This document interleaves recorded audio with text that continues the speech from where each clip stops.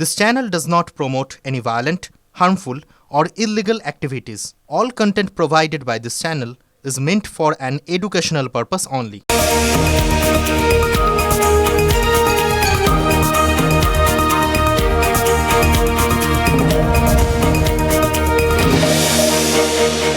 দেখুন, যেদিন থেকে আমাদের রাজ্যে এই ভোটের হাওয়াটা উঠেছে, মানে ওই ধরুন এসআইআর-টেসআইআরগুলো শুরু হয়েছে, তবে থেকেই তো এই কথাটা শুনছিলাম, আপনারাও শুনছিলেন, জরুরি অবস্থা, এই এলো বোধহয়, এই হলো বোধহয়, মানে বারবার এই শব্দ দুটো বা একটা পরিস্থিতির কথা ঘুরে ফিরে চলে আসছিল আমাদের সামনে। আজ এই মার্চের শেষ বেলায় দাঁড়িয়ে কি মনে হচ্ছে জানেন? মনে হচ্ছে সত্যি সত্যি জরুরি অবস্থার মধ্যে আমরা ঢুকে পড়েছি। আর শুধু আমরা নই, গোটা বিশ্বই মনে হচ্ছে জরুরি অবস্থার দিকে এগোচ্ছে। একটা কথা আছে না, বসুধৈব কুটুম্বকম, যার মানে পুরো বিশ্বই একটা পরিবার। ফলে একটা জায়গায় যদি একটা পরিবারের কোনো বিপদ হয়, তাহলে সেই পরিবারের অন্য আরেকজন সদস্য তার প্রভাব থেকে কি মুক্ত থাকতে পারেন বলুন তো? ফলে যারা ভাবছেন যে এত বড় একটা দুনিয়া, এত বড় একটা বিশ্ব, তার মধ্যে ভারত একটা দেশ, তার মধ্যে আমরা আবার একটা ছোট্ট রাজ্য, এর ওপর বিশ্বের প্রভাব আর কতটুকু পড়বে, তাদের মাথায় রাখা দরকার আমাদের সমস্যাটা বিশ্বের সমস্যা না হলেও বিশ্বের সমস্যাটা আমাদের সমস্যা তো বটেই। বিস্ফোরণের শব্দটা শুনলেন, ওই যে আগুনের গোলা দেখলেন, সেটা মাথার মনে জাস্ট গেঁথে নিন। কেন জানেন? মনে রাখুন, ওই বিস্ফোরণের শব্দ আর আগুনের গোলার কারণে সত্যি সত্যি পৃথিবীতে জরুরি অবস্থা জারি হতে পারে। এটাই হয়তো ওই জরুরি অবস্থা জারির সংকেত। আর সেই সঙ্গে গোটা বিশ্ব যদি ওই জরুরি অবস্থার শিকার হয়, আপনি বাঁচবেন নাকি? আপনিও তো সেই জরুরি অবস্থার শিকার হয়ে যেতে পারেন। ভাবছেন তো কী সব বলছি, কি করে হবে, কোথায় ইরানে যুদ্ধ চলছে, কত দূরে আমাদের এখানে জরুরি অবস্থা কী করে আসবে, কি করে, সে কথাটা তো না বললেই নয়। সুতরাং আপনাদের একটু বোঝানোর দরকার। যেখানে বিস্ফোরণ হয়েছে সে জায়গাটা কোথায় জানেন? সেটা কাতারের একটা গ্যাস উত্তোলন কেন্দ্র, নাম রাস লাফান। এটুকুনি শুনে ভাবছেন ভালো, ওরকম তো কাতার, কুয়েত, দুবাই, বিভিন্ন জায়গায় মাঝে মধ্যেই আরব দুনিয়ায় ওই ইরানের ড্রোন বা মিসাইল গিয়ে আঘাত আনছে, তাতেই বা কী হলো? হলো এই যে এটুকুনি বলেছি, সেটুকুনি বললে অর্ধেক বলা হয়। আর পুরোটা শুনলে আপনারাও বুঝবেন যে কেন জরুরি অবস্থাটা লাফিয়ে লাফিয়ে সে ড্রোনে চেপেই হোক বা মিসাইলে চেপেই হোক আপনার দিকে এগিয়ে আসছে। এই রাস লাফান এশিয়া তো বটেই, সারা দুনিয়ার অন্যতম বড় গ্যাস ফিল্ড, মানে যে জায়গার থেকে প্রাকৃতিক গ্যাস তোলা হয়। এবং গোটা বিশ্বে যে কটা এরকম গ্যাস উত্তোলন ক্ষেত্র রয়েছে, তার মধ্যেই রাস লাফান অন্যতম বৃহৎ এবং ওজনদার। এতটা যে শুনলেন, বুঝলেন, মনে হলো পুরোটা বললাম? এখনও বলিনি। এবার শুনুন, এই কাতারের ওপর আমার আপনার ভালো থাকাটা কিভাবে নির্ভর করছে, তাহলে আপনারা বুঝবেন জরুরি অবস্থাটা কেন আর কোথায় আপনার পেছনে ধাওয়া করতে পারে। দেখুন, আমাদের দেশে রান্নার গ্যাস যা খরচ হয় তার 60% আমদানি করতে হয়, এটা মোটামুটি একদিনে আপনারা জেনে গেছেন। এই রান্নার গ্যাস যেগুলো বিদেশ থেকে আমরা আমদানি করি, তার সিংহভাগ কোত্থেকে আসে জানেন? এই কাতার থেকে। এমনিতে স্বাভাবিক অবস্থায় প্রায় 34% রান্নার গ্যাস আসতো কাতার থেকে, এবার তারপর বাকি জায়গাগুলোর থেকে আমরা নিতাম আর কি, কুয়েত বা ইউএই। কিন্তু জবের থেকে পশ্চিম এশিয়ায় যুদ্ধটা বেঁধেছে, আরব দুনিয়ার অন্যান্য দেশ থেকে আমদানিটা খানিকটা অনিশ্চিত হয়ে পড়েছিল শুরুতেই। তাই জন্য কাতারের ওপর ভারতের নির্ভরতা আরও বেড়েছিল। শোনা যাচ্ছিল প্রয়োজনের প্রায় 47% এলপিজি ওই কাতার থেকে ভারত নিতে পারে। এবার বুঝতে পারছেন তো, সেই পরিকল্পনাতেই কি মিসাইল মেরে দিল ইরান। এই যে নিশ্চিন্তে গত কয়েকদিন ধরে রান্না বান্নাগুলো বাড়িয়ে দিয়েছিলেন, এই মনে মনে ভাবছিলেন ওই তো 2টো ট্যাঙ্কার চলে এসছে, ওই শিবালিক, নন্দা, 2খানা ট্যাঙ্কার ঢুকে পড়েছে, এবং আমাদের এই যে কেন্দ্রীয় সরকার তো বলেই দিয়েছিল যথেষ্ট গ্যাস আছে। এবার মমতা ব্যানার্জি শুদ্ধ বলে দিয়েছেন যে গ্যাসের কোনো অভাব নেই, গ্যাস যোগান দেওয়ার ক্ষেত্রে কেন্দ্র একটা মানে তারা গণ্ডগোল করছে, এটা বোঝাতে চেয়েছিলেন। মানে গ্যাস পাওয়ার ক্ষেত্রে, গ্যাস থাকার ক্ষেত্রে কোনো সমস্যা নেই। আর আমাদের অভ্যন্তরীণ এই সমস্ত গোলযোগ, এগুলোর সঙ্গে আমি অভ্যস্ত। ও কিছুদিন থাকবে, আবার কিছুদিন যাবে। এটা নিয়ে ভারতীয় বা বাঙালি কাউকে দমিয়ে রাখা যাবে না, এটা আপনারা জানেন। তাও বলছি, এই যাবতীয় নিশ্চিন্ত থাকাতেই কি মিসাইল মেরে দিয়েছে ইরান? দেখুন, কাতারের ওই গুরুত্বপূর্ণ গ্যাস উত্তোলন ক্ষেত্রে যে ইরান হামলাটা করেছে, তার ধাক্কাটা আপনার আমার রান্নাঘরে এসে লাগলো বলে। কারণ পশ্চিম এশিয়ায় যুদ্ধ বাঁধার কারণে ইরান আরব দুনিয়ার অন্য দেশগুলোকে যেভাবে এলোপাথারি মারতে শুরু করেছে, অধিকাংশ দেশই কিন্তু যেখান থেকে আমাদের এই গ্যাস ট্যাস আসে, তারা ওই জ্বালানি উত্তোলনের জায়গাগুলোতে বাড়তি সতর্কতা অবলম্বন করেছিল। এবং একটা থিওরি সবাই দিব্যি মেনে চলছিল, মারবো সবাইকে, সব দেশেই এ ওকে মারছে, সে তাকে মারছে, ইরান মারছে, এপাশ থেকে ইসরায়েল মারছে, আমেরিকা মারছে, এই মারামারি তো হচ্ছে। কিন্তু একটা জায়গাকে বলা ভালো, যে সমস্ত জায়গায় জ্বালানি আছে সেগুলোকে একটুখানি সবাই চাইছিলেন একটু এড়িয়ে চলতে, নেহাতি মারতে হলে অল্প বিস্তর করে মারা আর কি, এরকম একটা ব্যাপার ছিল। কারণ ওটার ওপরেই তো গোটা বিশ্ব চলছে, সবার স্বার্থ কোনো না কোনোভাবে একটা অপরের সঙ্গে জড়িত রয়েছে। কিন্তু এবার কি দেখলাম, খুল্লা সরাসরি যেখান থেকে গ্যাস বা তেল তোলা হয়, অর্থাৎ এই যেভাবে ইরান কাতারের ওই গ্যাস উত্তোলনের জায়গায় হামলা করলো, আর যেভাবে আমেরিকা এবং ইসরায়েল তারা ইরানের ওই যেখানে অয়েল রিফাইনারি, যেখানে তেল তারা পরিশোধন করে, সেই পরিশোধনাগারে হামলা করলো, তার থেকে তো পরিষ্কার এবার এর ধাক্কায় গোটা বিশ্বে জ্বালানির দাম বহু গুণে বেড়ে যাবে, হাহাকারটা বহু গুণে বেড়ে যাবে। এবং সবথেকে বড় কথা কি জানেন, এই যে সতর্কতামূলক পদক্ষেপ বলছিলাম না, এর মধ্যে সেটা যেমন প্রতিরক্ষামূলক ব্যবস্থা, তেমনি একই সঙ্গে আপাতত নিজেদের ওই জায়গায় উৎপাদন বন্ধ করে নিজেদের ঝাঁপ ফেলে রাখাটাও একটা সতর্কতামূলক ব্যবস্থা। কাতার তো সেটাই করছিল। এই মার্চের শুরুর থেকেই ওই গুরুত্বপূর্ণ গ্যাস ফিল্ডে উৎপাদন স্থগিত রেখেছিল। এবার সেখানে যদি আবার তার ওপর আঘাত পড়ে, এমনিতেই এই গ্যাস উৎপাদন কেন্দ্রগুলো যদি একবার বন্ধ করা হয়, সেটা দুম করে সুইচ অন অফের মতো ইচ্ছে মতো অফ করলাম আর অন করে দিলাম, এটা হয় না। ধাপে ধাপে সেটাকে চালু করতে হয়। সেই চালু করতে 1 সপ্তাহ থেকে মাসখানেক অবধি সময় লাগতে পারে।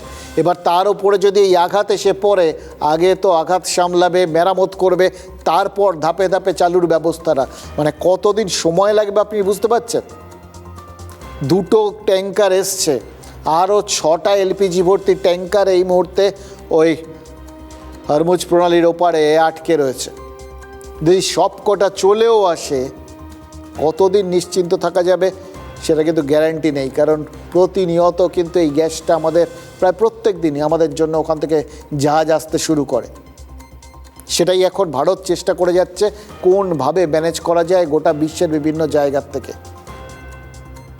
কিন্তু তাও ওই কাতার যদি তাদের বৃহত্তম গ্যাস ক্ষেত্র থেকে গ্যাস তুলতে না পারে, তাহলে ভারতে যে ধাক্কা এসে লাগবে সেটা নিশ্চিত। আর দেশে যদি গ্যাসের আমদানি তলানিতে গিয়ে থাকে বা বন্ধই হয়ে যায়, তাহলে রাজনীতির জল গরম হলেও আমাদের ওভেন কি করে জ্বলবে, কি করে রান্না হবে, সেটাও তো অনিশ্চিত।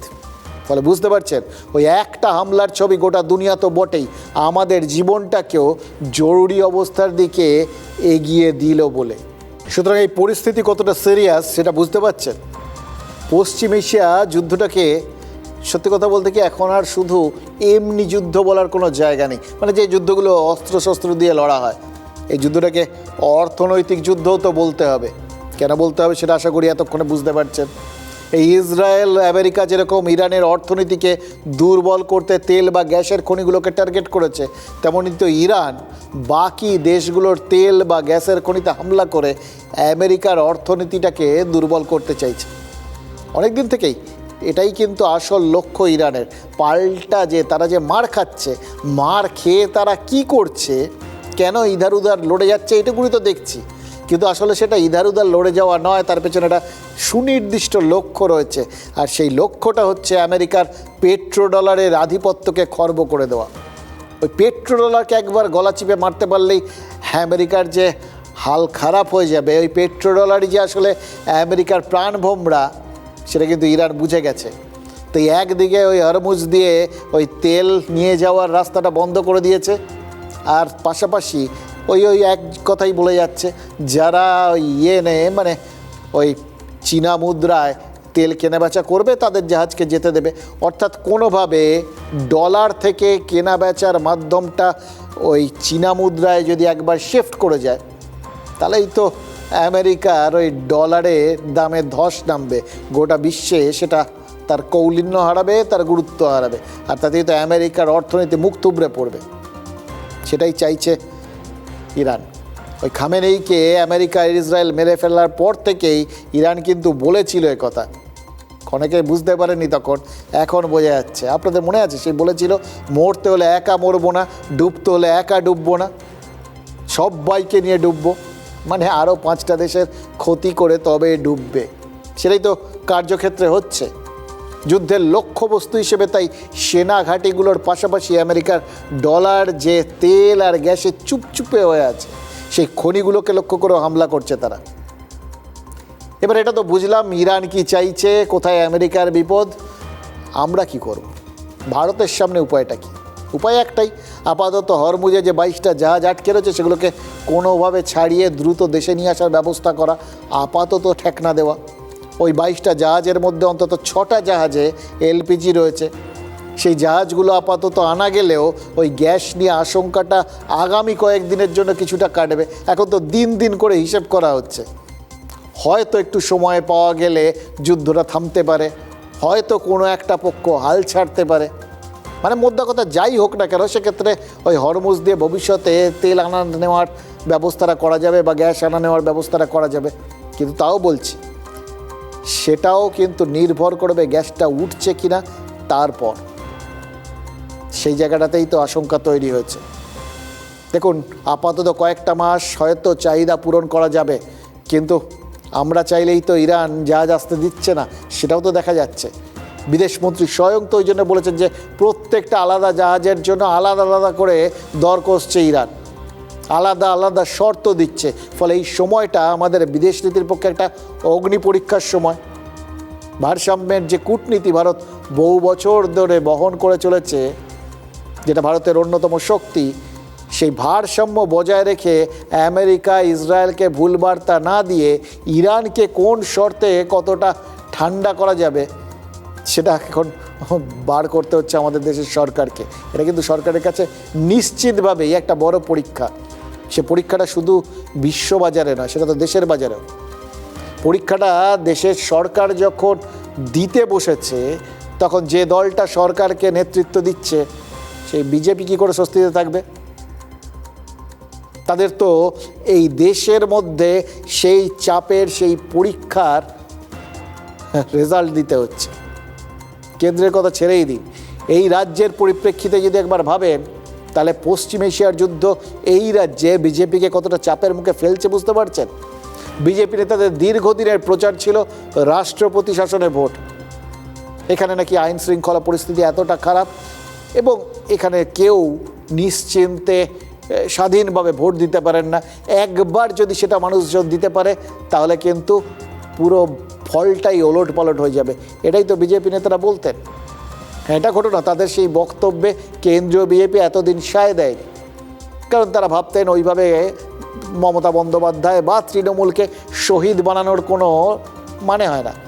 কিন্তু দেখুন, এই জবের থেকে এসআইআরের কাণ্ডকলাপ শুরু হয়েছে, তখন থেকে তো একটা বিকল্প রাস্তার সন্ধান পেয়ে গেছিল এখানকার বিজেপি। এবার এই বিকল্প রাস্তাটা ভাবুন, বিকল্প রাস্তাও খুব ইম্পর্ট্যান্ট জিনিস।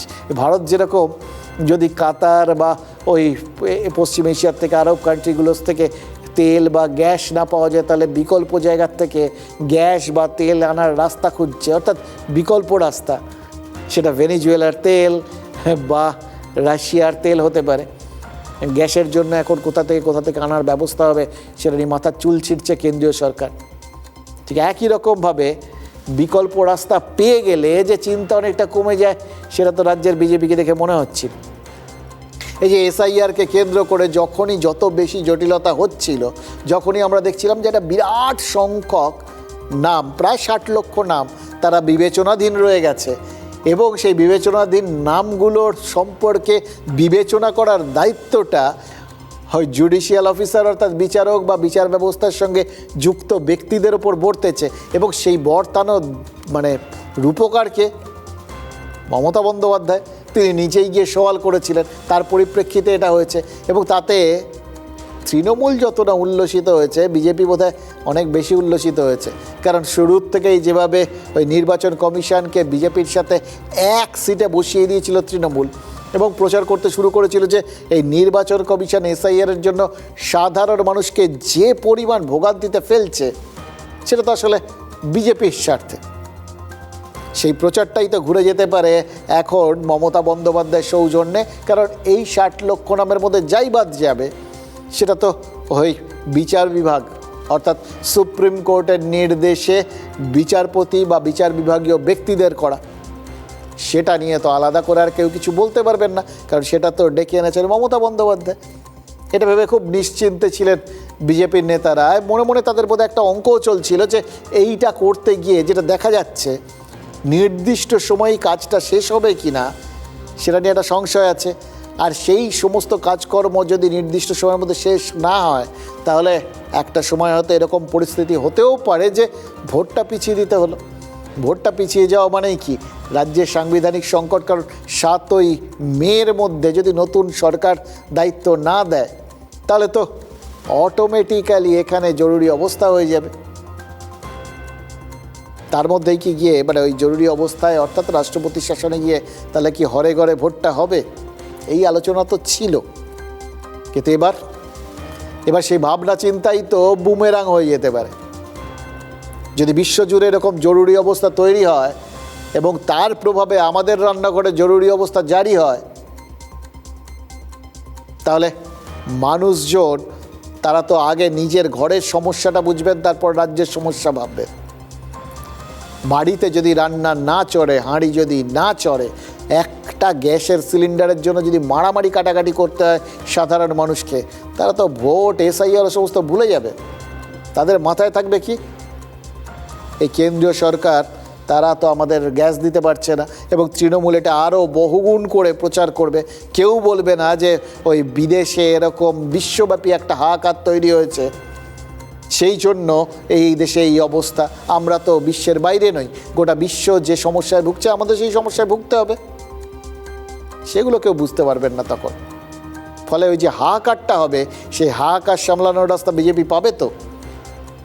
দেখুন, এমনিতেই এখন পর্যন্ত তৃণমূল কংগ্রেস তাদের নজরটা এসআইআর থেকে সরিয়ে জ্বালানি সমস্যার ওপর আগেই একবার এনে ফেলেছে, এবং খনিজ তেলের তুলনায় রান্নার গ্যাস নিয়ে সংকটটা যেহেতু বেশি, তাই মমতা বন্দ্যোপাধ্যায় সেটার জন্য ধাপে ধাপে বক্তব্য বদল করেছেন পরিস্থিতি অনুযায়ী। প্রথমে বলেছিলেন কেন্দ্রীয় সরকারের মানে তাদের পরিকল্পনাহীনতার জন্য এখানে গ্যাস নেই। তারপরে যখন দেখলেন না ট্যাঙ্কার ঢুকিয়ে দিয়েছে কেন্দ্রীয় সরকার, তখন বললেন যে না, গ্যাস আছে কিন্তু সেটার বন্টনে গণ্ডগোল, সেটাও কেন্দ্রীয় সরকারের জন্য, অর্থাৎ কেন্দ্রীয় সরকারকে তিনি ছাড়বেন না।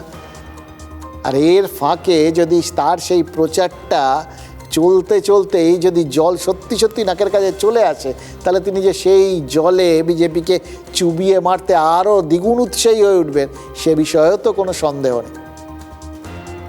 ফলে এই মুহূর্তে বিজেপির ভাবনাটা বদলে গেলেও যেতে পারে। তারা হয়তো ভাবছে যে এই মুহূর্তে ভোটটা চুকে যাওয়াই ভালো। যে জরুরি অবস্থার কথা তারা ভাবছিলেন, সেইভাবে যদি কোনো কারণে ভোটটা পিছিয়ে যায়, আর তখন যদি এই চারপাশে মানুষজন রান্নার গ্যাস নিয়ে হাহাকার করতে থাকেন, তাহলে সেই হায়ের ধাক্কা সামলানো তাদের জন্য কিন্তু কঠিন হয়ে যাবে। এখন আমরা কোনো কেন্দ্রীয় সরকারের কাছে জবাব পাচ্ছি না যে তারা এলপিজি সংকট মেটাতে, মধ্যবিত্তের সমস্যা মেটাতে কি পদক্ষেপ নেবে।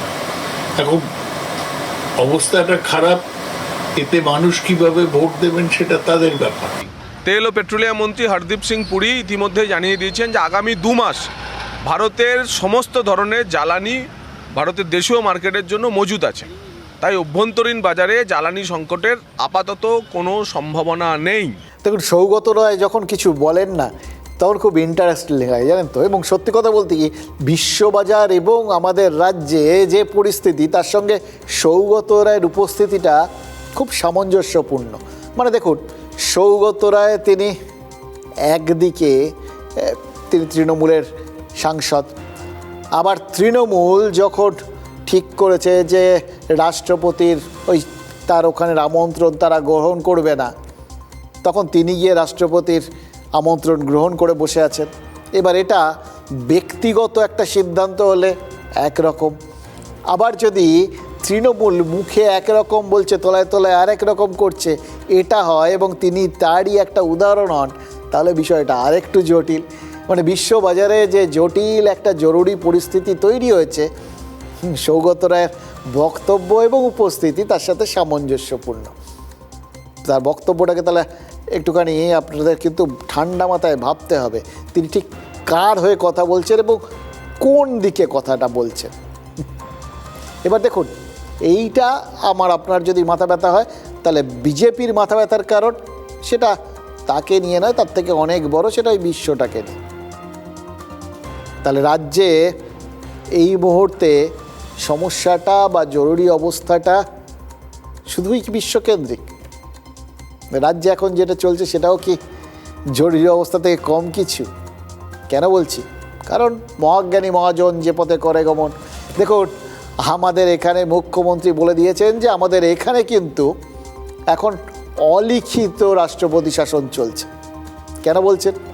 কারণ কমিশন তারা যেদিন থেকে ক্ষমতা হাতে পেয়েছে, ওই ভোট ঘোষণার পর মুহূর্ত থেকে যে সার্জিক্যাল স্ট্রাইক শুরু করেছে, তাতে কিন্তু প্রতি মুহূর্তে মনে হচ্ছে এই পুরো সরকারি যে ব্যবস্থাটা, পুরো প্রশাসনটাকে একদম উল্টে পাল্টে না দিয়ে তারা থামবে না। সেই জন্যই কি মনে হচ্ছে মমতা বন্দ্যোপাধ্যায় যে অলিখিতভাবে 355 ধারা জারি হয়েছে? দেখুন, এমনিতেই তো এটা হওয়ার কথা। মানে রাজ্যে ভোট ঘোষণা হয়ে গেলে আইন শৃঙ্খলা পরিস্থিতি বা এই সমস্ত বিষয়গুলো যে কমিশনের হাতে চলে যায়, এই সমস্ত সিদ্ধান্ত নেওয়ার দায়, দায়িত্ব এবং অধিকার যে নির্বাচন কমিশনের হাতে চলে যায়, এটা সবাই জানেন, সব রাজ্যেই যায়। তাহলে এবারে অন্যরকম কেন মনে হচ্ছে? কেন হঠাৎ জরুরি অবস্থার কথা মনে পড়িয়ে দিচ্ছে? তার কারণ যে গতিতে কমিশন বদলাচ্ছে এবং যে পরিমাণ বদলাচ্ছে, ওটা কিন্তু একদম ওই বললাম না, সার্জিক্যাল স্ট্রাইকের মতো বিষয় হয়ে গেছে আর কি। ওপর থেকে নিচ সব দিকে বদল হয়ে যাচ্ছে। 11 জন জেলা শাসক আর ডিইও বদলে গেছে। আজকেই মুখ্যমন্ত্রী দেশের মুখ্য নির্বাচনী আধিকারিক গণেশ কুমারকে একটা চিঠি লিখেছেন। সেখানে লিখেছেন যে এইভাবে বদলি করাটা দুরভিসন্ধিমূলক। নতুন ডিইও বা যারা দায়িত্ব নিচ্ছেন, বিভিন্ন আমলারা, তারা কিন্তু গোটা ব্যাপারটা বুঝতেই পারবেন না কোন পরিস্থিতিতে কাজ করছেন। সমস্যা তৈরি হলে বিরাট গণ্ডগোল হয়ে যাবে, সামলাতে পারবেন না তারা। এই নতুন ডিইওরা বকেয়া আবেদন দ্রুত নিষ্পত্তি করতে পারবেন না, নাম বাদ যাওয়া ভোটাররা অ্যাপিল করার যথেষ্ট সময় পাবেন না। মানে এর ফলে প্রশাসনে একটা অস্থিরতা দেখা দেবে বলে মমতা বন্দ্যোপাধ্যায়ের আশঙ্কা। তার মনে হচ্ছে যে এই ডিইওদের যে বদল করা হচ্ছে সেটার মধ্যে একটা দুরভিসন্ধি রয়েছে, ম্যালাফাইড ইন্টেনশন। এই সমস্ত বলেই কি কৌশলে রাষ্ট্রপতি শাসনের সম্ভাবনাটা উস্কে দিতে চাইলেন মুখ্যমন্ত্রী। দেখুন, তিনি জানেন যে বিজেপি একটা সময় কথায় কথায় রাজ্যে রাষ্ট্রপতি শাসনের জুজু দেখিয়েছে, কিন্তু সেই জুজুর সেটাকে বাস্তবায়িত করে মমতা বন্দ্যোপাধ্যায় কোনো সুবিধে পেতে দিতে তাদের যে বিন্দুমাত্র আগ্রহ নেই, সেটাও তো কেন্দ্রীয় বিজেপি বুঝিয়েছে। মমতা বন্দ্যোপাধ্যায় বারবার জরুরি অবস্থা বলে আসলে কি এই ভোটের মুখে সেই শহীদ মর্যাদাটাই পেতে চাইছেন? কেউ কোনো কিছু ছাড়ছেন না, বুঝলেন তো। দেখুন, বিচার বিভাগীয় আধিকারিকরা তারা জানিয়েছেন, যারা আর কি এই এসআইআরের সাথে যুক্ত, তারা জানিয়েছেন যে এগুলো যদি যে মুহূর্তে তারা সাপ্লিমেন্টারি তালিকাটা বার করবেন, তাদের হুমকির মুখে পড়তে হতে পারে বলে তাদের আশঙ্কা। সেই আশঙ্কাতেই এই সাপ্লিমেন্টারি, মানে এখন অবধি যা শোনা যাচ্ছে 23 লাখ 24 লাখ মোটামুটি ওই 60 লাখের মধ্যে এগুলো বিবেচনাধীন নাম, সেগুলো সম্পর্কে তারা বিবেচনা করে ফেলেছেন।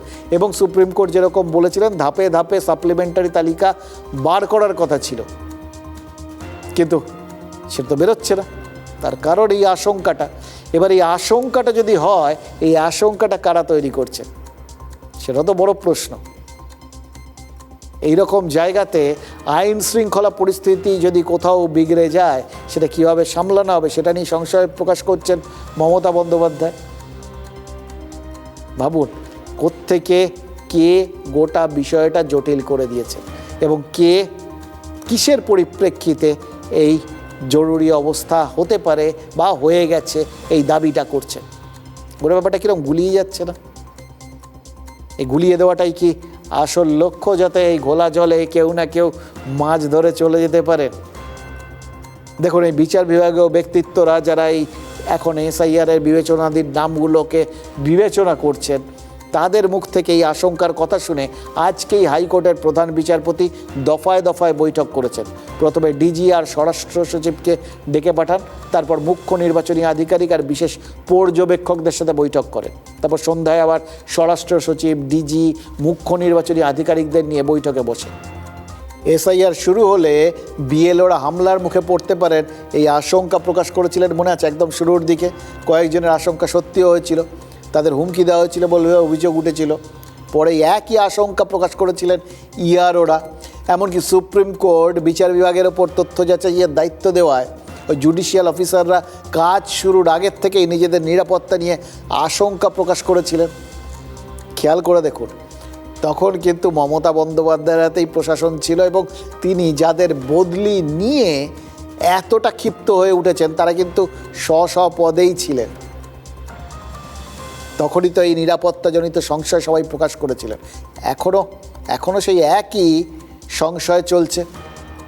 এখনও তারা বলছেন যে ভয় পাচ্ছেন। এই বার্তা এটা রাজ্যের সরকার বা শাসকের পক্ষে যেরকম ভালো নয়, তেমনি প্রধান বিরোধী দলের ক্ষেত্রেও তো শুভ সংবাদ নয়। কারণ কোনোভাবে এই পর্যায়ে এসে ভোটারের তথ্য যাচাইয়ের কাজটা যদি ধাক্কা খায় বা ব্যাহত হয়, তাহলে ভোট যে পিছবে না এরকম নিশ্চয়তা দেওয়া যাবে? সেটা যদি নাও হয়, বিজেপির চিন্তা করার মতো আরেকটা কারণ তো আছে। এখন প্রায় 37 লক্ষ ভোটার বিচারাধীন রয়েছেন, যাদের নথিপত্র যাচাইয়ের জন্য হাতে রয়েছে দিন 18 মতো। এই 17-18 দিনে 37 লক্ষ ভোটারের তথ্য যাচাই করা যাবে বলে নির্বাচন কমিশন দারুণ আশাবাদী। কিন্তু বাকিরা বা পরিস্থিতি, গোটা বিশ্বের পরিস্থিতি যেভাবে বদলে যাচ্ছে, সবটাই হিসেব মেনেই হবে এরকম গ্যারান্টি আছে কি? এবার যদি ধরে নেওয়া যায় যে মোটামুটি নির্দিষ্ট সময়ের মধ্যে যারা যারা বিবেচনাধীন আছেন তাদের নামগুলো বিবেচনা করে একটা সিদ্ধান্তে এই 705 জন জুডিশিয়াল অফিসার যে আছেন তারা পৌঁছে গেলেন, কিন্তু যাদের নামগুলো বাদ গেল তারা যে ট্রাইব্যুনালের কাছে নিজেদের নাম বাদ যাওয়ার ব্যাপারটা পুনর্বিবেচনার আবেদন করবেন না, খতিয়ে দেখার আবেদন করবেন না, তার গ্যারান্টি আছে? তারা যদি নিজেরা নাও চান, কোনো দল যে তাদের দিয়ে এই আবেদন করাবে না, তার গ্যারান্টি আছে? তাহলে তার বা তাদের আবেদনের নিষ্পত্তি হওয়ার আগে ভোটটা কিভাবে হবে? যদি কেউ গোটা বিষয়টায় পরিস্থিতিতে তারা মনে করেন যে না এটা আমাদের পছন্দ মতো হলো না, যদি শেষ পর্যন্ত আদালতের দ্বারস্থ হন।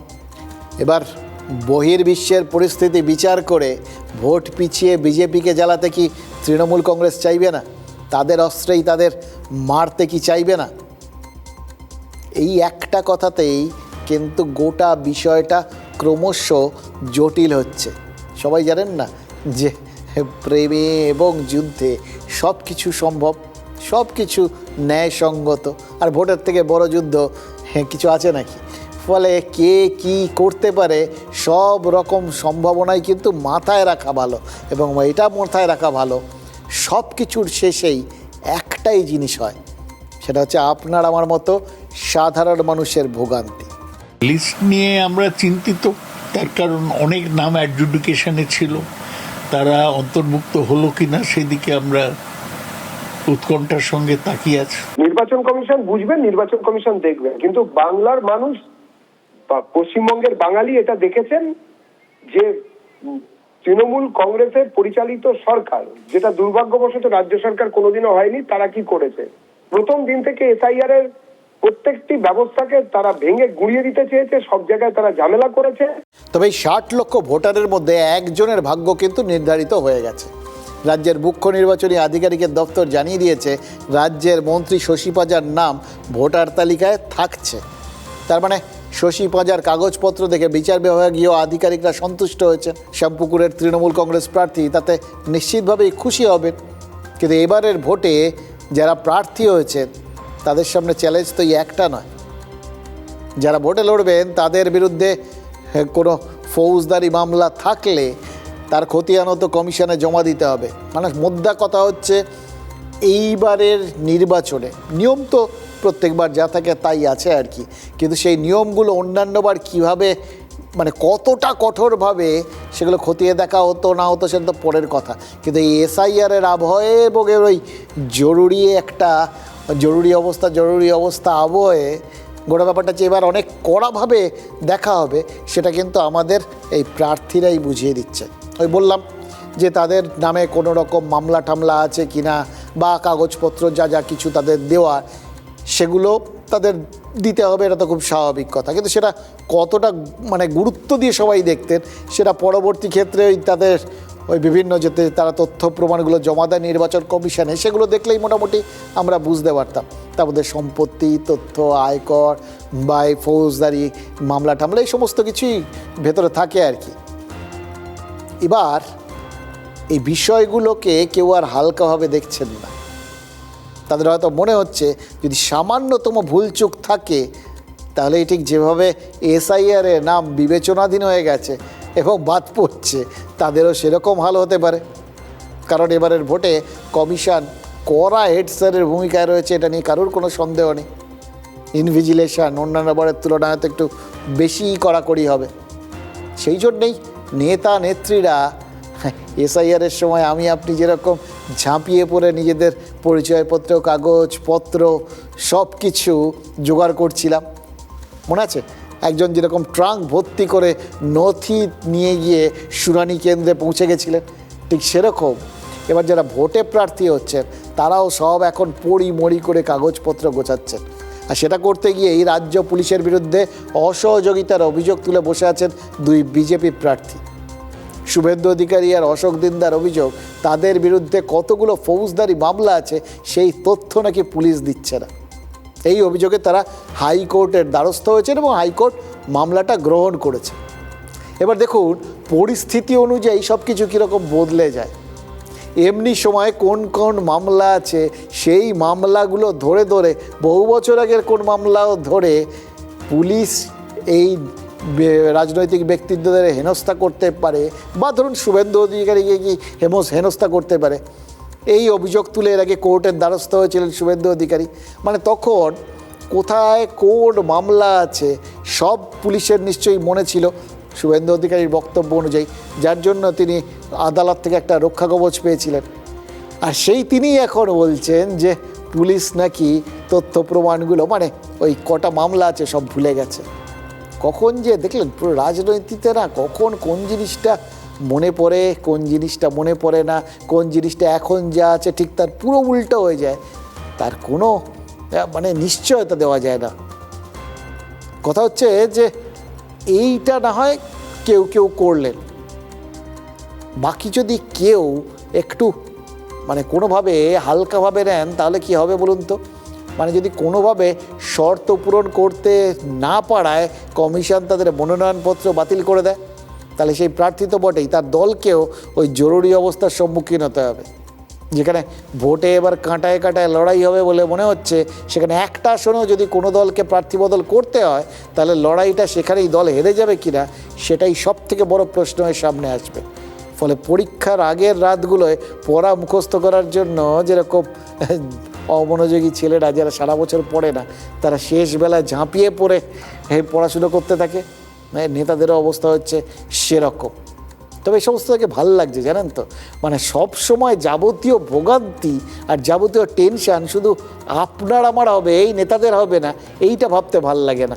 তাদেরও যে মাঝে মধ্যে ভুগতে হয়, তাদেরও যে টেনশানে পড়তে হয়, এটা দেখে বহুদিন পর তাদের কিরকম আপন আপন লাগছে।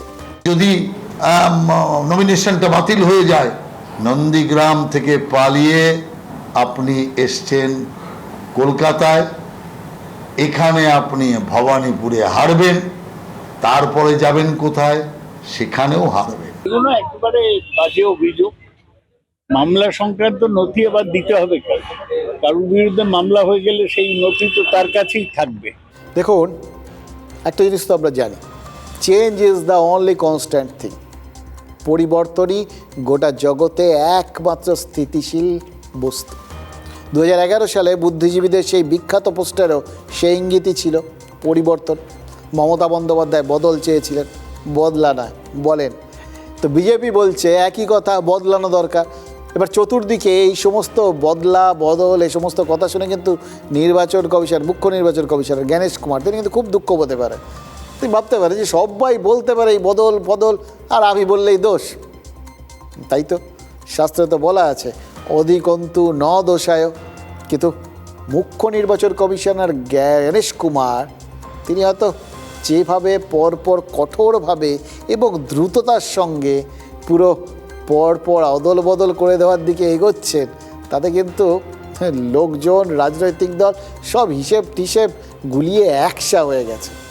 4 দিনে IAS IPS মিলিয়ে 43 জনকে বদলি করে দিয়েছে নির্বাচন কমিশনার। তার মধ্যে IAS 28 জন, IPS 15 জন। এবার শুধু যে সরিয়ে দেওয়া হচ্ছে তা তো নয়, বদলিদের একেবারে রাজ্য ছাড়া করে দিচ্ছে নির্বাচন কমিশন। মানে এটাই কি কোথাও বুঝিয়ে দিচ্ছেন তারা যে যাদের তারা বদলাচ্ছেন তাদের ওপর তাদের এতটুকু ভরসা নেই? তারা মনে করছেন এরা রাজ্যে যদি থেকেও যান অন্য কোনো পদে পাঠিয়ে দেওয়ার পর, তাতেও তারা এখানে স্বচ্ছ এবং একটা মানে কোন রকম ঝামেলাহীন নির্বাচন করার ক্ষেত্রে সমস্যা সৃষ্টি করতে পারেন। নাহলে এইভাবে সবাইকে বাইরের রাজ্যে পাঠিয়ে দেওয়া হলো। তামিলনাড়ু আর কেরলে পর্যবেক্ষক হিসেবে পাঠিয়ে দেওয়া হচ্ছে ইন্দিরা মুখোপাধ্যায়, ধৃতিমান সরকারদের। প্রবীণ ত্রিপাঠী, আকাশ বাগারিয়ার, অমনদীপ সিংকে রিজার্ভে রাখা হয়েছে। কিন্তু বিধাননগরের পুলিশ কমিশনার মুরলীধর শর্মা আর শিলিগুড়ির পুলিশ কমিশনার ওয়াকার রাজা, এদের তো তামিলনাড়ুতে পাঠানোর কথা ছিল, মানে ভেবেছিল, ঠিক করে ফেলেছিল। কিন্তু তারপর আজকে সেই সিদ্ধান্তটা আবার প্রত্যাহারও করা হয়েছে। এটা একটা আরেকটা টুইস্ট, জানেন তো, ওই কাহানি মে টুইস্ট বলেন, এটা সেরকম। এবার তাদের যে সেই পাঠানোর সিদ্ধান্তটা প্রত্যাহার করা হলো, তারপর তারা স্বপদেই থাকবেন নাকি তাদের অন্য পদে দেওয়া হবে, এই নিয়ে একটা দ্বন্দ্ব ছড়িয়েছে। এবার দেখুন, এই 2 অফিসার এরা সন্দেহভাজনই বা কেন হয়েছিলেন, আর বিশ্বাসটা ফিরেই বা পেলেন কি করে, এটাই তো সব থেকে জটিল প্রশ্ন। আর তার থেকেও জটিল প্রশ্ন কি জানেন, যদি এরা বিশ্বাসটা ফিরেই পান, তাহলে কার বিশ্বাস ফিরে পেলেন? কমিশনের বিশ্বাস ফিরে পেলে রাজ্য সরকারের অবিশ্বাসের পাত্র হয়ে গেলেন কি না, সেটাও তো একটা নতুন প্রশ্ন। মানে 4 মের পর পরিস্থিতি যেরকম থাকবে সেই অনুযায়ী এর উত্তর পাওয়া যাবে। আমি বললাম না, পরিস্থিতি বদলে গেলে এখন যেটা সোজা তখন সেটা উল্টো হয়ে যেতে পারে। আপাতত প্রশ্ন হচ্ছে কমিশন এই বদলি যেভাবে এক ধারসে করে যাচ্ছে, এগুলো করতে পারে কি পারে না। দেখুন, সোজা কথা হচ্ছে পারে, সংবিধান সম্মতভাবে পারে।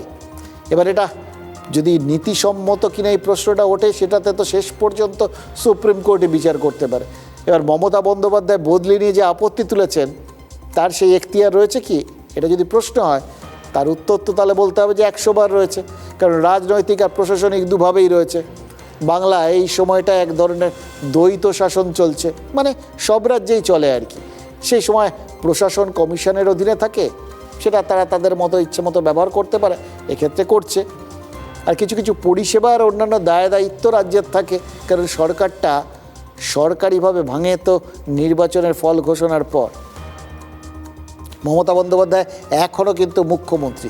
এই সময় যদি কোনো মহামারী হয়, যদি কোনো প্রাকৃতিক বিপর্যয় হয়, তাহলে ত্রাণ, উদ্ধার কার্য, এইসবগুলোর দায়িত্ব তো রাজ্য সরকারের ওপরই বর্তায়। এবং মজা হচ্ছে এই ক্ষেত্রে রাজ্য সরকারকে কাজটা করাতে হবে সেই বদলে যাওয়া অফিসারদের দিয়ে, যাদের কমিশন বসিয়েছে। মমতা বন্দ্যোপাধ্যায় মুখ্য নির্বাচন কমিশনারকে আজ ফের চিঠি দিয়েছেন, আর সেই চিঠিতে এই আইন শৃঙ্খলা আর প্রাকৃতিক দুর্যোগের কথাই উল্লেখ করেছেন। এবং সেই সঙ্গে আশঙ্কা প্রকাশ করেছেন যে বাইরের থেকে আসা অফিসাররা এই উদ্বেগজনক পরিস্থিতি সামলাতে পারবেন।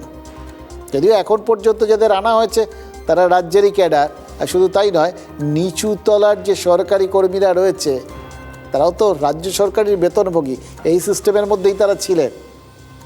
তাহলে হঠাৎ করে তারা মানে কিছু লোক, মুষ্টিমেয় কিছু লোক, তারাই রাজ্যে শুধুমাত্র যোগ্য, বাকিরা অযোগ্য ছিলেন, এই বক্তব্যটা এই সংশয় প্রকাশের মধ্যে দিয়ে কি প্রকাশ পেয়ে যাচ্ছে?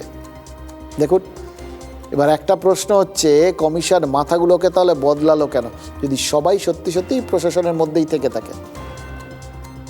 এটা দেখুন, একজন দুজনকে বদলালে সেটা নিয়ে বিশেষ আলোচনা হতো না, কারণ প্রত্যেকবারই এটা হয়।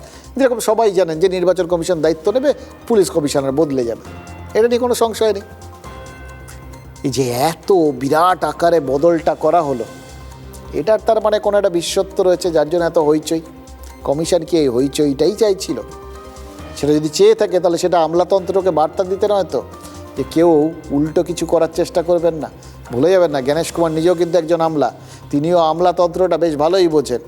কয়েকজনকে বদলি করিয়ে তিনি কি বাকিদের বার্তা পাঠালেন? রাশ তার হাতেই। বদলি তো শুধু বদলি নয়, এই যে ভিন রাজ্যে পাঠিয়ে দেওয়া হচ্ছে সেটা তো ইগোয়ে ধাক্কা দেওয়া, আত্মসম্মানে আঘাত, হয়রানি, বাকিদের জন্য সতর্ক বার্তা। আপনাদের ক্ষেত্রেও কিন্তু এরকম হতে পারে। এবং একই সঙ্গে এ রাজ্যের লোককে যদি বাইরে পাঠিয়ে দেওয়া হয়, বাইরে পাঠিয়ে দিয়ে কি ভিন রাজ্যের লোককে এখানে আনার রাস্তাটা খুলে দেওয়া হলো? দেখুন, মমতা বন্দ্যোপাধ্যায় তিনি দুধের রাজনীতিক, তিনি জানেন কমিশনকে বাধা দিতে পারবেন না, কিন্তু লাগাতার প্রতিবাদ করে সাধারণ মানুষের কাছে এই বার্তাটা তিনি পৌঁছে দিতে পারছেন, যেটা অন্য রাজ্যে হচ্ছে না, সেটা বাংলায় হচ্ছে, কারণ বাংলাকে টার্গেট করা হচ্ছে। কমিশন বিজেপির হয়ে কাজ করছে। এই একটা কথা তিনি বারবার বলে কমিশনকেও যেরকম রাজনীতিকরণ করিয়ে দিচ্ছেন, তেমনি বিজেপিকেও তিনি নতুন করে বেধার রাস্তা খুঁজে নিচ্ছেন। আর আপনারা সুপার পাওয়ার, সুপার এমার্জেন্সি চালু করে গত 4 মাস ধরে গভর্নমেন্টটাকে দখল করে রেখেছেন।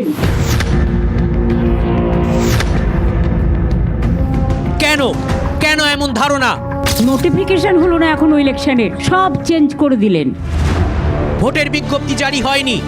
বিজ্ঞপ্তি জারি না হলে আদর্শ আচরণবিধি কার্যকর হয় না। সাংবাদিক সম্মেলনে অভিযোগের পর এবার একই অভিযোগ সামাজিক মাধ্যমেও তুললেন মমতা বন্দ্যোপাধ্যায়। তাঁর দাবি, ভোটের আনুষ্ঠানিক বিজ্ঞপ্তির আগেই রাজ্যের অফিসারদের বদল করা হয়েছে। বদলির তালিকায় মুখ্য সচিব, স্বরাষ্ট্র সচিব, ডিজিপি, ডিএমএসপিরা। এটা প্রশাসনিক নয়, রাজনৈতিক পদক্ষেপ। সংবিধানের ওপর সরাসরি আঘাত করা হচ্ছে।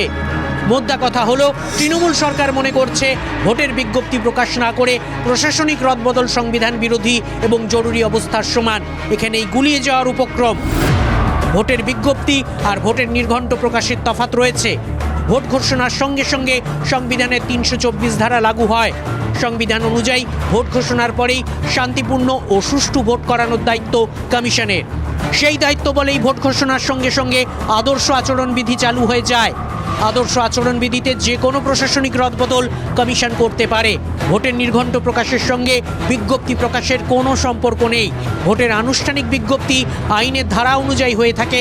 বিজ্ঞপ্তি প্রকাশ রিপ্রেজেন্টেশন অফ পিপলস অ্যাক্ট অনুযায়ী আইনি ধাপ। সূত্রের খবর, প্রথম দফার জন্য বিজ্ঞপ্তি প্রকাশ হতে পারে 30শে মার্চ, আর দ্বিতীয় দফার বিজ্ঞপ্তি 2রা এপ্রিল। বিজ্ঞপ্তি প্রকাশের পর থেকে আইনিভাবে মনোনয়ন প্রক্রিয়া শুরু। তাহলে কেন সরকার বিজ্ঞপ্তি প্রকাশকে ঢাল করছে? কেন আদর্শ আচরণবিধির সঙ্গে ভোটের বিজ্ঞপ্তিকে গুলিয়ে দেওয়া হচ্ছে? পরিসংখ্যান বলছে 15ই মার্চ ভোটের নির্ঘণ্ট প্রকাশের পর গত 4 দিনে অন্তত 50 জনের বেশি প্রশাসনিক স্তরে IAS-IPL বদল হয়েছে। বহু অফিসারকে তামিলনাড়ু ও কেরলে পাঠানোর নির্দেশ দেওয়া হয়েছে। এতেই কি জরুরি পরিস্থিতির ছায়া দেখছে সরকার? এখনো পর্যন্ত অফিসারের পরিবর্তে বাংলায় কর্মরত অফিসারদেরই দায়িত্ব দেওয়া হচ্ছে। কিন্তু যাদের ভিন রাজ্যে পাঠানো হচ্ছে, যদি ভিন রাজ্যে অফিসার পাঠানো হয় তাহলে কি ভিন রাজ্য থেকেও অফিসার আসার সম্ভাবনা তৈরি হচ্ছে? এটাকেই কি জরুরি পরিস্থিতি ভাবছে শাসক? প্রায় 85 জন পুলিশ কর্তৃপক্ষকে আপনি সরিয়েছেন আজ থেকে 1 মাসের মধ্যে। আজকে যদি কমিশন সরায় তাহলে আপনার গাত্রদাহ হচ্ছে। রদবদল কি এখন হলো?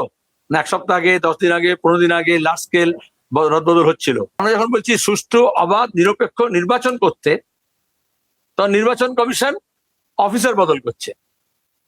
আর আমরা চাইছি মন্ত্রিসভার বদল হোক, সরকার বদল হোক, মানুষের অবস্থার বদল হোক। দেখুন, ভিন রাজ্য থেকে আমলা আসবেন কি আসবেন না, তারা কতটা আতঙ্ক বাড়াবেন, কতটা সমস্যা বাড়াবেন, সেগুলো কমিশন জানেন, এবং সেটাকে কীভাবে দেখবে সেটা রাজনৈতিক দলগুলো জানে, বিশেষ করে তৃণমূল। তবে রাজ্যপাল RN রবি তিনি কিন্তু তামিলনাড়ুর থেকে চলে এসছেন। এবার দেখুন, এই জরুরি অবস্থা এইরকম আলোচনার ক্ষেত্রে এই রাজ্যপাল বদলটাও একটা বড় ইন্ধন ছিল। হঠাৎ করে কেন আনন্দ বোসকে সরিয়ে RN রবিকে আনা হলো, তিনি কি ভূমিকা নেবেন, এটা নিয়েই সবার মধ্যে একটা বড় সংশয় রয়েছে আর কি। তো এসেই কিন্তু তিনিও খুব কাজে লেগে গেছেন। আজকে মুখ্য সচিব, স্বরাষ্ট্র সচিব আর রাজ্য পুলিশের শীর্ষ কর্তাদের সঙ্গে তিনি বৈঠক করেছেন। সামনে ঈদ রয়েছে, তারপর রামনবমী রয়েছে, আর তৃণমূলের প্রার্থী তালিকা প্রকাশের দিনেই মমতা বন্দ্যোপাধ্যায় তো প্রশ্ন তুলেছিলেন, রাজ্যে যদি সাম্প্রদায়িক হিংসার পরিস্থিতি তৈরি হয় তাহলে সামাল দেবে কে? অতীতে কিন্তু এই ধরনের ক্ষেত্রগুলোতে, অর্থাৎ রামনবমী এই সমস্ত জায়গায় গণ্ডগোলের ক্ষেত্রে সিভি আনন্দ বোস অত্যন্ত সক্রিয় ভূমিকা নিয়েছিলেন। সেটা কি মাথায় আছে RN রবির, নাকি মুখ্যমন্ত্রীর সতর্কবার্তাকে তিনি যথেষ্ট সিরিয়াসলি নিয়েছেন, সেই জন্যেই তড়িঘড়ি বৈঠকে বসে গেছে? এবার রাজ্যপাল বৈঠক করতেই পারেন, রাজ্যের যে কোনো আমলাকে তলব করতেই পারেন, কিন্তু প্রশ্ন হচ্ছে সরকার তো ভেঙে দেওয়া হয়নি, তাহলে রাজ্যপাল এত সক্রিয়তা দেখাচ্ছেন কেন?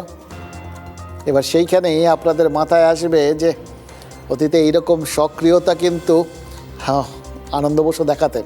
তিনিও বারবার ডেকে পাঠিয়েছেন আমলাদের, তিনিও প্রত্যেকটা বিষয়ে, এমনকি কন্ট্রোল রুম অবধি রাজভবনে খুলে বসেছিলেন। তখন পরিপ্রেক্ষিতে একরকম ছিল, এখন সেই একই প্রেক্ষিতে সম্পূর্ণ উল্টো আঙ্গিক তৈরি হচ্ছে। কারণ RN রবিকে আসার পর থেকেই এই জরুরি অবস্থার প্রচার চারপাশে চলছে। এখন মানুষ তার সঙ্গে, গোটা ব্যাপারটার সঙ্গে এই জরুরি অবস্থার যে প্রচারটা, সেটাকে ম্যাচ করিয়ে দেখতে চাইছে। এই জন্যেই এত জটিল লাগছে। এমনিতে কিন্তু এগুলো যারা আনন্দ বোসকে দেখে ফেলেছিলেন তাদের চোখে অস্বাভাবিক লাগার কথা ছিল না।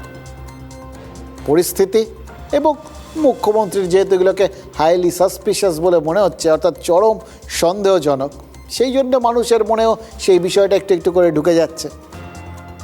আরও একটা জিনিস আছে খুব ইন্টারেস্টিং, মমতা বন্দ্যোপাধ্যায় আমলা বদল নিয়ে সোশ্যাল মিডিয়ায় একটা পোস্ট করেছেন। এক আমলা সি মুরুগন, তিনিও সোশ্যাল মিডিয়ায় পোস্ট করেছেেন। মমতা বন্দ্যোপাধ্যায়ের নাম তিনি করেননি, কারণ নামই করেননি, কিন্তু মুরুগন নিজের পোস্টে লিখেছেন যেসব অফিসার আইনের আওতায় থেকে গরিবের স্বার্থ রক্ষায় আত্মসম্মানের সঙ্গে দৃঢ় থাকার চেষ্টা করে হামলার শিকার হয়েছেন, তাদের পাশে কে দাঁড়াবে? সি মুরুগন কমিশনের পর্যবেক্ষক হিসেবে মগরাহাট আর কুলপিতে গেছিলেন, আর গিয়ে যে হামলার মুখে পড়েছিলেন, এটা আপনাদের মনে আছে তো? তখন কিন্তু সংবাদ মাধ্যমে কিচ্ছু বলেননি, আমলা সুলভ শৃঙ্খলার পরিচয় দিয়েছিলেন।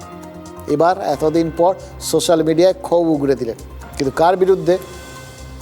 দেখুন, কোনো কর্তব্যরত আমলা তারা সাম্প্রতিককালে সোশ্যাল মিডিয়ায় এই ধরনের পোস্ট করেছেন বলে তো মনে পড়েনি। মমতা বন্দ্যোপাধ্যায় গত মঙ্গলবার হাসি মুখে বলেছেন যে কমিশন যাদের বিভিন্ন দায়িত্বে এনেছে তারা তাদেরই লোক, কিন্তু তিনি যে লোকগুলো তার এই মুহূর্তে তার প্রশাসনের আন্ডারে ছিলেন তাদের কথা হয়তো বলেছিলেন।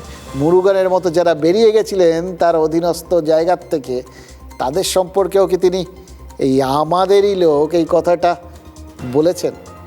সন্দেহ হচ্ছে। কিন্তু পশ্চিমবাংলায় যারা গতবার পোস্টপল ভায়োলেন্সে আমাদের কর্মীদের সুরক্ষা দিতে পারেনি, গুন্ডাদের আটকায়নি, দাঁড়িয়ে দেখেছে মজা।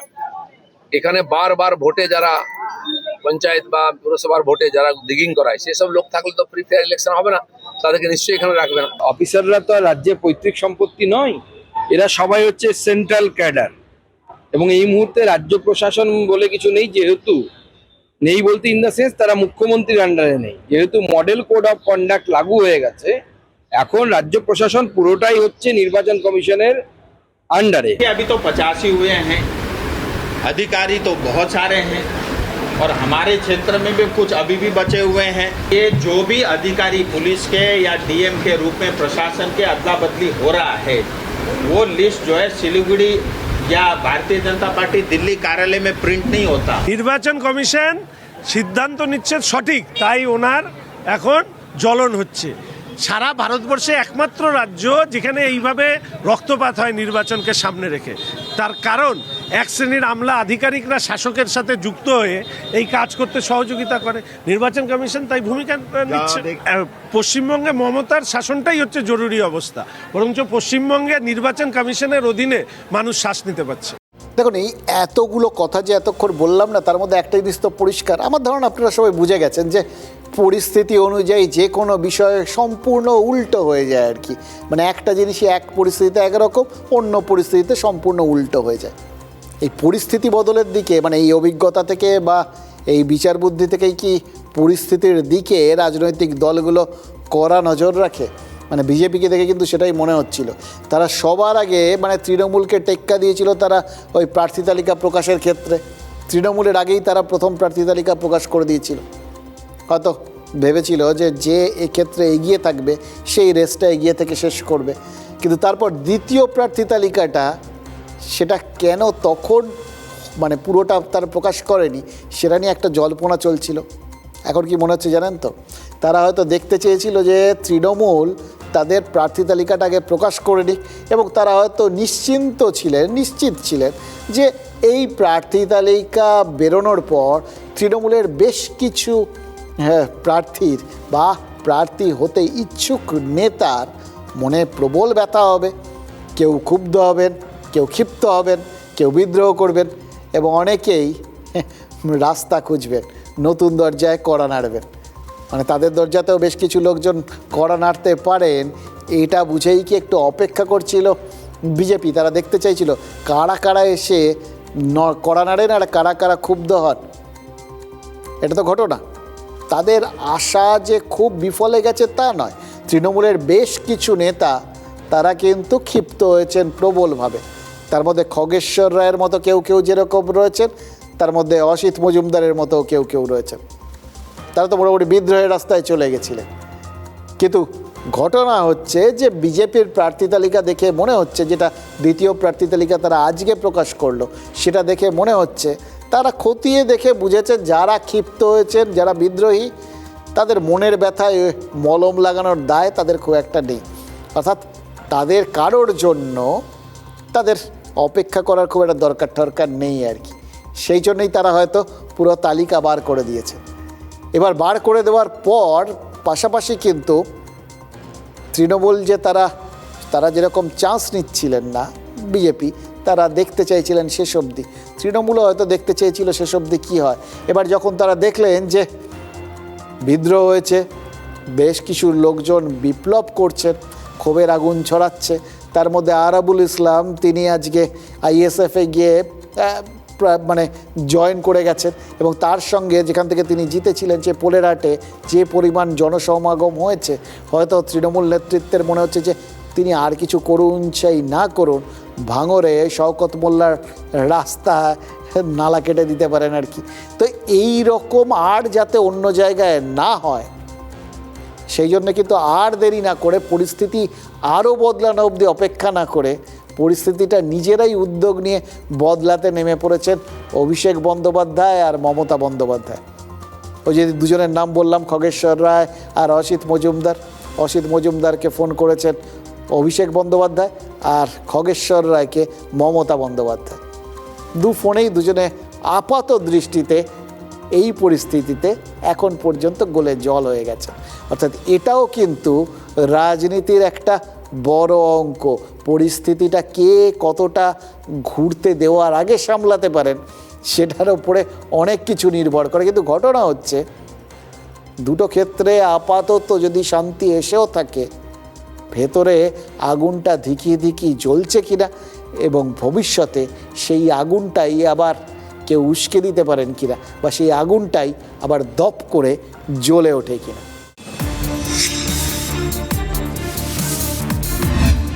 এই 15 তালিকায় পশ্চিম মেদিনীপুরের ডেবরা। গতবারের বিধায়ক প্রাক্তন আইপিএস হুমায়ুন কবিরকে না দেখে অনেকে চমকে গিয়েছিলেন। তবে ডেবরায় তিনি তৃণমূল প্রার্থী হচ্ছেন এটা জেনে তার থেকেও বোধহয় বেশি চমকে গিয়েছিলেন রাজীব বন্দ্যোপাধ্যায়। ডেবরায় পৌঁছে নিজে মুখেই সে কথা বললেন তৃণমূল প্রার্থী।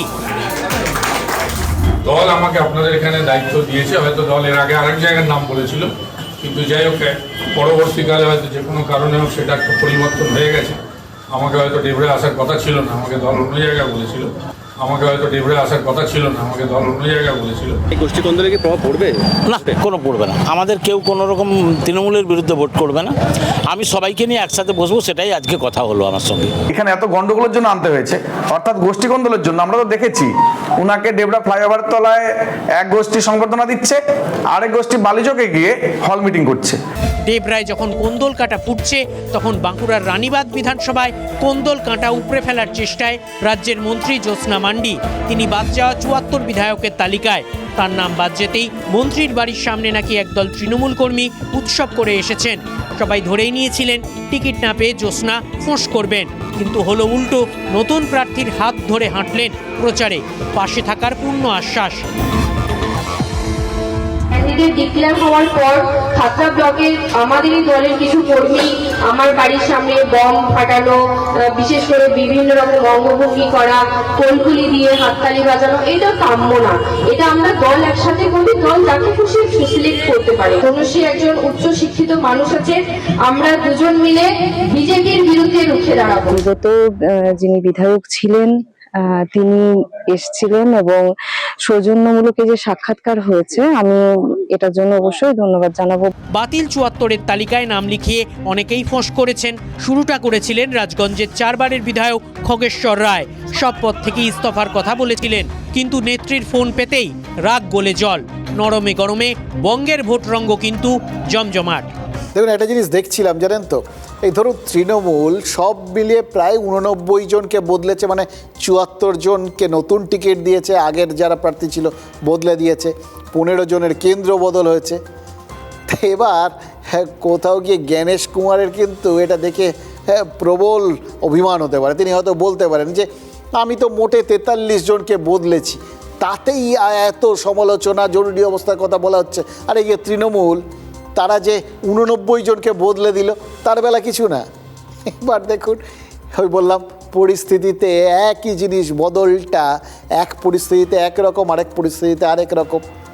একটা জরুরি অবস্থার ইঙ্গিত বলে তিনি কোথাও আক্রমণের শিকার হয়ে গেলেন, আর আরেকটা জরুরি ছিল বলে বদল বলে সেটা বাঁচার রাস্তা বলে চিহ্নিত হয়ে গেল। এটাই হয় সময় এবং পরিস্থিতি, এতে যে সব কিছু বদলে যায় এটা তো পাকিস্তানও টের পাচ্ছে। তাদের যে এতদিন যে লাইনটা ছিল, তাদের যে পরিস্থিতিটা ছিল, পরিস্থিতি তাদের একদম পুরো বেলাইন করে দিয়েছে। ভারতের হাত থেকে বাঁচতে ট্রাম্পের দুয়ারে শরীফ মুড়ির লাইন দিয়েছিলেন, এটা আপনারা জানেন। তারপর সৌদি আরবকেও তারা জপাতে গেছিলেন, ঠিক করেছিলেন এটা নিজেদের মধ্যে বোঝাপড়া হবে আর কি, একে অন্যকে বিভিন্ন আক্রমণের ক্ষেত্রে সহায়তা করবে। সৌদিতে এখনও বেশ কিছু মিসাইল টিসাইল ইরানের আঁচড়ে টাচড়ে পড়েছে। পাকিস্তানের না সহায়তা নিয়েছে, না পাকিস্তান সহায়তা দিতে গেছে। সত্যি কথা বলতে কি, পাকিস্তানের এখন আম আর ছালা দুই যাওয়ার জোগাড় হয়েছে। হ্যাঁ, আমেরিকার গোয়েন্দা রিপোর্ট অনুযায়ী পাকিস্তানের পরমাণু কর্মসূচি অত্যন্ত বিপজ্জনক, এবং সেটা আমেরিকার জন্য বিপজ্জনক। পাকিস্তান আমেরিকার জন্য সম্ভাব্য বিপদ বলে চিহ্নিত হয়েছে ওই গোয়েন্দা রিপোর্টে। বুঝতে পারছেন? তাহলে যে রিপোর্টের ভিত্তিতে, ঠিক যেভাবে অতীতে যে গোয়েন্দা রিপোর্টে ইরান সম্পর্কে এই ধরনের রিপোর্ট দেওয়া হয়েছিল, এবং তারপর থেকে যখনই সুযোগ পেয়েছে সেই ইরানের ওপর ঝাঁপিয়ে পড়েছে আমেরিকা। এবার তো পুরোদস্তুর যুদ্ধ, সেই একই রিপোর্ট তো পাকিস্তানের ক্ষেত্রেও গোয়েন্দা দপ্তর দিয়েছে তাদের। তাহলে ইরানের পরের টার্গেট কি পাকিস্তান হতে চলেছে আমেরিকার কাছে? দেখুন, পাকিস্তান যে ইরানের পরের টার্গেট, সেটা তো বেঞ্জামিন নেতানিয়াহু, ইসরায়েলের প্রধানমন্ত্রী, তিনি তো রাগ ঢাক না করে বহুদিন আগেই পরিষ্কার বলে রেখেছেন। আর কে না জানে, যেখানে তারা ঢোকেন, ইসরায়েল ঢোকেন, তারা হাত ধরে আমেরিকাকে টেনে নিয়ে আসেন। আর এবার যখন আমেরিকার টেবিলেই এই গোয়েন্দা রিপোর্ট পড়ে আছে, তখন আমেরিকার পা বাড়াতে আর কতটা সময় লাগবে? এদিকে পাকিস্তানের ওপর চটেছে সৌদি আরবও। পাকিস্তান সৌদির সঙ্গে ওই যে বললাম যে চুক্তিটা করেছিল, সেই চুক্তির তো বিন্দুমাত্র কোনো রকম ফয়দা তারা পায়নি। তারা এখন বুঝে গেছে পাকিস্তানের পুরোটাই ফাঁকা।